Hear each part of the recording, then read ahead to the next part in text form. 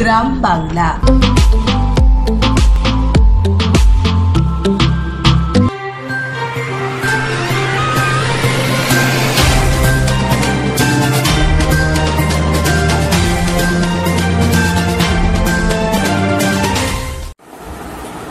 গ্রাম বাংলার খোলা ক্লাসরুমে তোমাদের প্রত্যেককে স্বাগত। আজকের বিষয় দশম শ্রেণীর বাংলা। চলো আমরা একটা গল্প শুনি। নদিয়ার ঘূর্ণি মাটির পুতুলের জন্য বিখ্যাত। রং বেরঙের মাটির পুতুলের খ্যাতি সারা বিশ্ব জুড়ে। এই মাটির পুতুলের খ্যাতি শুনে এক বিদেশি পর্যটক একবার ঘূর্ণিতে বেড়াতে আসেন। তো তিনি যখন ঘূর্ণির রাস্তা দিয়ে যাচ্ছেন তখন তিনি দেখলেন যে রাস্তার পাশে বেশ কিছু মাটির পুকুর শুকনো হতে দেওয়া আছে। তো এই বিদেশি পর্যটকের কুকুরগুলি এত ভালো লেগে গেল যে তিনি শিল্পীর খোঁজ করলেন। অচিরেই তিনি সেই শিল্পীর বাড়িতে পৌঁছে গেলেন এবং শিল্পীকে তিনি অনুরোধ করলেন এই সমস্ত মাটির পুতুলগুলি তাকে বিক্রি করার জন্য। শিল্পী কিন্তু তার সেই মাটির পুতুলগুলি বিক্রি করতে রাজি হল না। ওই বিদেশি পর্যটক তখন ভাবলেন যে শিল্পী বোধহয় অনেক বেশি দাম চাইছেন, তাই তিনি শিল্পীকে অনেক টাকার লোভ দেখালেন। কিন্তু শিল্পী কোনো মতেই তার সেই মাটির পুতুলগুলি বিক্রি করতে রাজি হল না। তখন এই বিদেশি পর্যটক শিল্পীকে জিজ্ঞাসা করলেন যে মশাই, এই পুতুলগুলি আমাকে বিক্রি করায় আপনার আপত্তি কোথায়?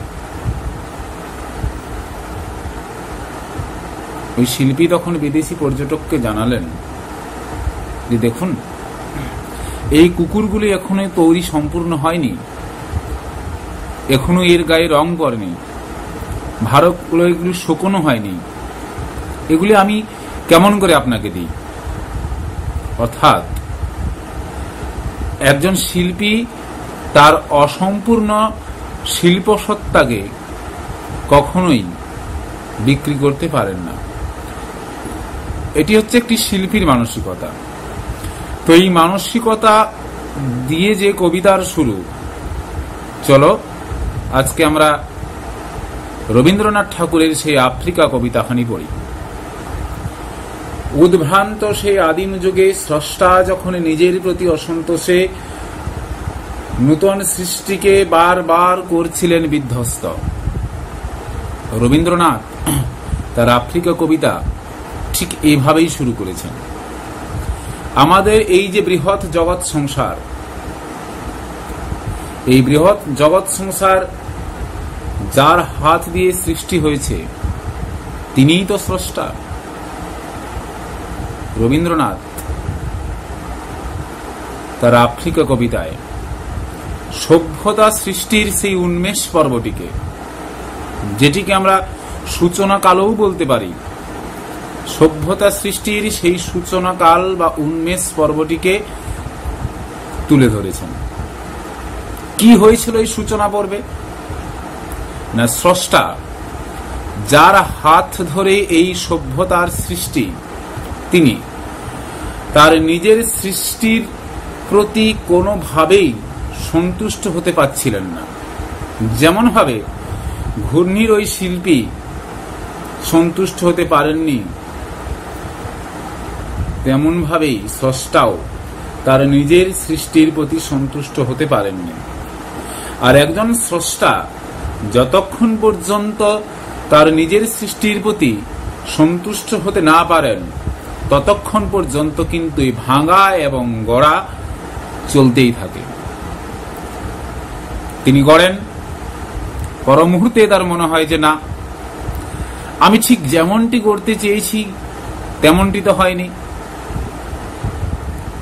তিনি ভাঙেন, আবার তার মনের মতো করে গড়েন, আবার ভাঙেন। কতক্ষণ পর্যন্ত ভাঙা করা চলে? না যতক্ষণ পর্যন্ত না তার শিল্পী সত্তা সন্তুষ্ট হচ্ছে, যতক্ষণ পর্যন্ত না শিল্পীর মনে হচ্ছে যে তার শিল্পটি যথাযথ হয়েছে। তাই স্রষ্টার মনের মতো না হওয়ার কারণেই তিনি তার ধৈর্য হারাচ্ছিলেন। আর এই ধৈর্যচ্যুতিতেই নিজেও সৃষ্ট যে সভ্যতা, সেই সভ্যতাকে তিনি বারে বারেই ধ্বংস করছিলেন, বারবার মাথা নাড়ছিলেন অধৈর্যে। আর এই ভাঙা এবং গড়ার যে খেলা, সেই খেলার মধ্য দিয়েই নতুন সভ্যতার সৃষ্টিলীলা চলছিল। এই উদ্ভ্রান্তি, স্রষ্টার এই অসন্তোষ, এটি দিয়েই আফ্রিকা কবিতার সূচনা। কোন সময়ে? সভ্যতা সৃষ্টির উন্মেষ পর্বে, যেটিকে কবিতায় বলা হয়েছে আদিম যুগ। সেই আদিম যুগে স্রষ্টার অসন্তোষ, উদ্ভ্রান্তি এবং তা থেকে বারবার নিজ সৃষ্ট সভ্যতাকে ধ্বংস করা, এই দোলাচল দিয়েই কবিতার শুরু। তার সেই অধৈর্যে ঘন ঘন মাথা নাড়ার দিনে রুদ্র সমুদ্রের বাহু প্রাচী ধরিত্রীর বুকের থেকে ছিনিয়ে নিয়ে গেল তোমাকে আফ্রিকা, বাঁধলে তোমাকে বনস্পতির নিবিড় পাহারায় কৃপণ আলোর অন্তঃপুরে। তার সে অধৈর্যে ঘন ঘন মাথা নাড়ার দিনে, তার বলতে এখানে কাকে বোঝানো হয়েছে আমরা জেনেছি। তিনি কে? না স্রষ্টা। তার ধৈর্যচ্যুতি কেন? সভ্যতা সৃষ্টি তার মনের মতো হয়নি, তাই তার ধৈর্যচ্যুতি। আর এই ধৈর্যহীনতার কারণেই তার ঘন ঘন মাথা নাড়া। কি হয়েছিল এই সময় পর্বে? কেমন ভাবে জন্ম হয়েছিল আফ্রিকার? সভ্যতা সৃষ্টির এই উন্মেষ পর্বে স্রষ্টা যখন নিজের সৃষ্টির প্রতি সন্তুষ্ট ছিলেন না, এই কাল পর্বে, অর্থাৎ এই ভাঙা গড়ার যে কাল পর্ব, এই অস্থির যে সময়কাল, এই সময়কালে রুদ্র সমুদ্রের বাহু পৃথিবীর পূর্ব প্রান্তের যে দেশ, সেই পৃথিবীর পূর্ব প্রান্তের দেশসমূহ থেকে আফ্রিকাকে বিচ্ছিন্ন করেছিল। অর্থাৎ এক ভয়ঙ্কর প্রাকৃতিক বিপর্যয়, উত্তাল সমুদ্রের আগ্রাসন, পৃথিবীর পূর্ব প্রান্তের যে দেশ, সেই পৃথিবীর পূর্ব প্রান্তের দেশসমূহ থেকে আফ্রিকা মহাদেশকে বিচ্ছিন্ন করে একটি নূতন মহাদেশ সৃষ্টি করেছিল। জন্ম হয়েছিল আফ্রিকা মহাদেশের। কবিতায় কেমন ভাবে আফ্রিকা মহাদেশের জন্ম হলো, জন্ম মুহূর্ত, সেই জন্ম মুহূর্তটিকে রবীন্দ্রনাথ এভাবেই চিত্রিত করেছেন। যখন সভ্যতা সৃষ্টির উন্মেষ পর্ব, যখন ভাঙা গড়া চলছে, যখন একটি অস্থির কাল পর্ব, কোনো কিছুরই যখন স্থিরতা নেই, স্রষ্টা তার নিজের সৃষ্টির প্রতি সন্তুষ্ট নন, এরকম একটি সময়কালে রুদ্র সমুদ্রের বাহুর হাত ধরে, অর্থাৎ উত্তাল সমুদ্রের যে আগ্রাসন, সেই ভয়ঙ্কর প্রাকৃতিক তাণ্ডব লীলার হাত ধরে এশিয়ার পূর্ব প্রান্তের যে দেশ, সেই এশিয়ার পূর্ব প্রান্তের দেশসমূহ থেকে বিচ্ছিন্ন হয়ে জন্ম হল নতুন মহাদেশ আফ্রিকা। ছিনিয়ে নিয়ে গেল তোমাকে আফ্রিকা, বাঁধলে তোমাকে বনস্পতির নিবিড় পাহারায় কৃপণ আলোর অন্তঃপুরে। তাহলে যে নতুন মহাদেশটির জন্ম হল,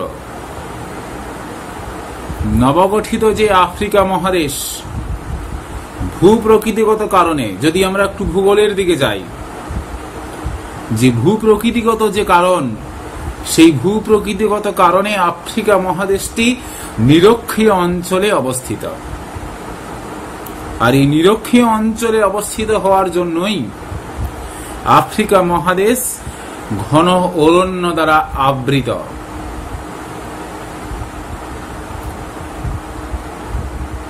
নিবিড় বনস্পতি ঘিরে রেখেছে সমস্ত আফ্রিকা মহাদেশকে।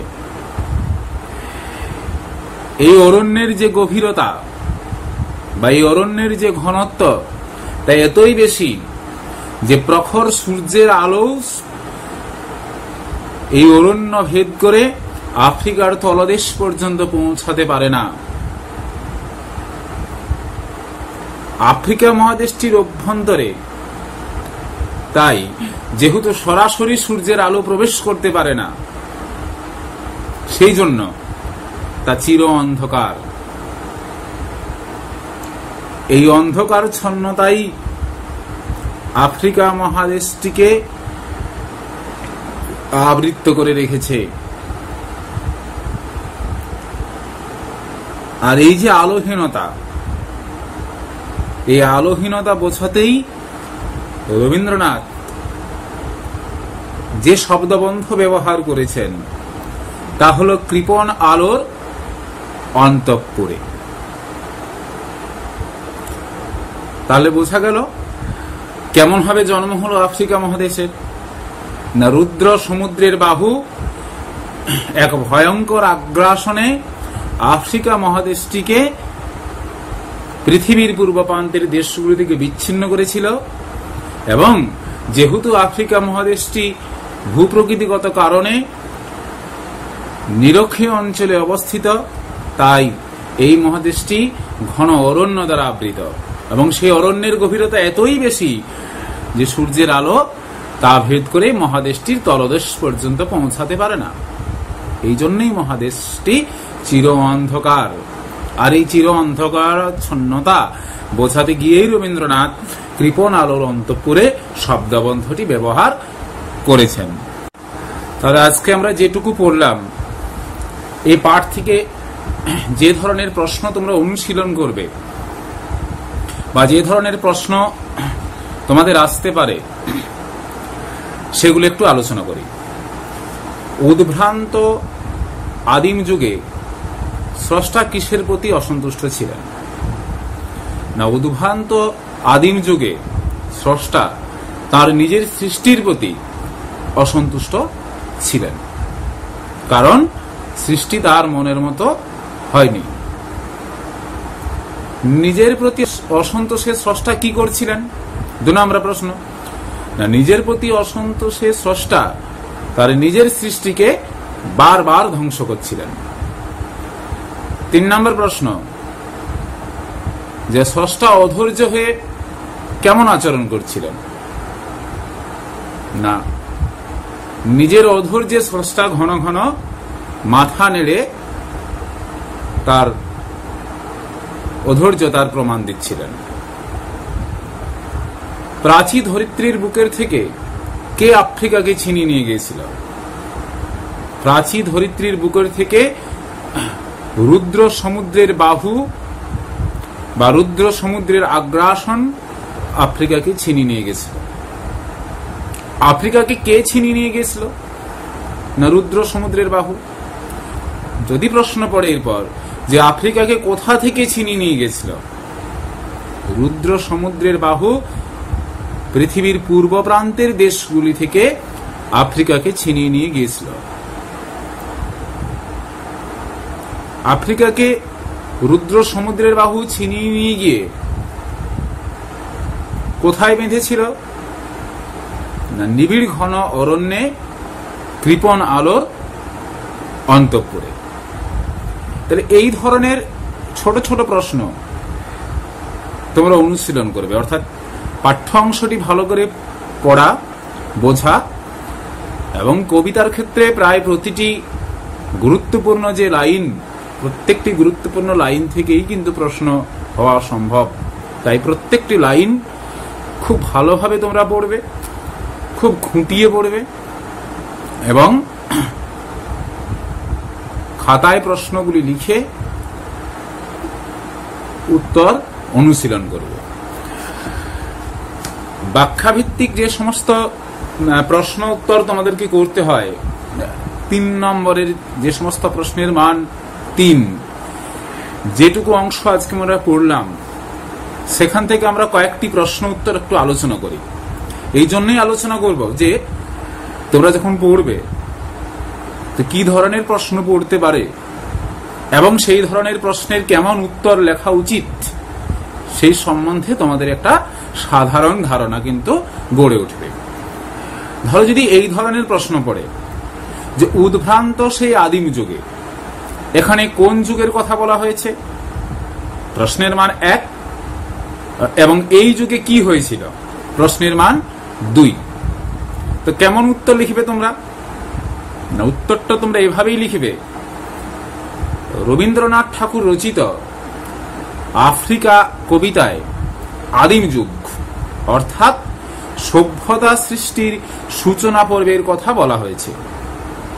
অর্থাৎ এখানে কোন যুগের কথা বলা হয়েছে তার উত্তর হবে এটা, যে রবীন্দ্রনাথ ঠাকুর রচিত আফ্রিকা কবিতায় আদিম যুগ অর্থাৎ সভ্যতা সৃষ্টির সূচনা পর্বের কথা বলা হয়েছে। প্রশ্নের যে দ্বিতীয় ভাগ, এই যুগে কি হয়েছিল, যার মান 2, না স্রষ্টা যার হাত ধরে সভ্যতা সৃষ্টি, তিনি নিজের সৃষ্টির প্রতি কোনোভাবেই সন্তুষ্ট হতে পারছিলেন না। মনের মতো না হওয়ায় ধৈর্য হারাচ্ছিলেন, তাই নিজের হাতেই তাকে ধ্বংস করছিলেন। বারবার মাথা নাড়ছিলেন, আর এই ভাঙা এবং গড়ার যে খেলা, সেই খেলার মধ্য দিয়েই নতুন সভ্যতার সৃষ্টি লীলা চলছিল। আমি আরেকবার বলছি, স্রষ্টা যার হাত ধরে সভ্যতা সৃষ্টি, তিনি তার নিজের সৃষ্টির প্রতি কোনোভাবেই সন্তুষ্ট হতে পারছিলেন না, আর মনের মতো না হওয়ায় তিনি ধৈর্য হারাচ্ছিলেন, তাই নিজের হাতেই তাকে ধ্বংস করছিলেন। বারবার মাথা নাড়ছিলেন, আর এই ভাঙা গড়ার খেলার মধ্য দিয়েই নূতন যে সভ্যতা, সেই সভ্যতার সৃষ্টি লীলা চলছিল।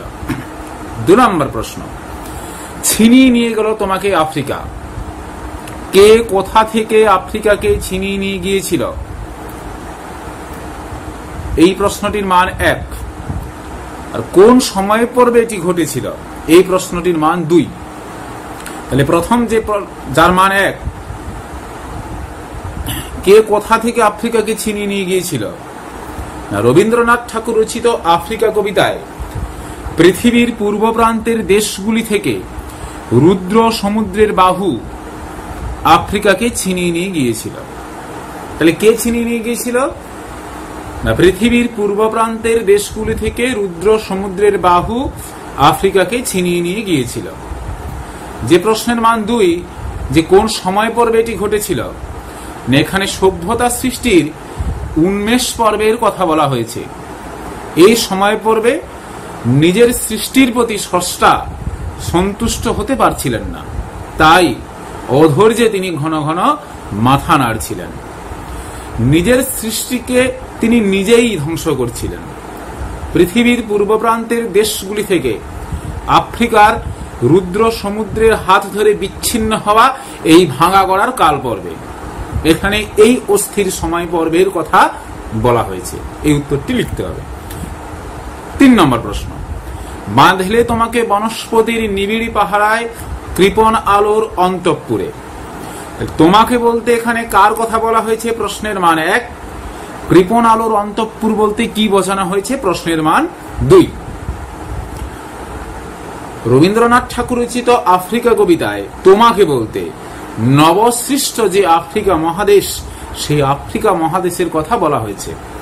2 নম্বর যে প্রশ্নের মান, কৃপণ আলোর অন্তঃপুর বলতে কি বোঝানো হয়েছে, তার উত্তর না ভূপ্রকৃতিগত কারণে আফ্রিকা মহাদেশটি নিরক্ষীয় অঞ্চলে অবস্থিত হওয়ায় তা ঘন অরণ্য দ্বারা আবৃত।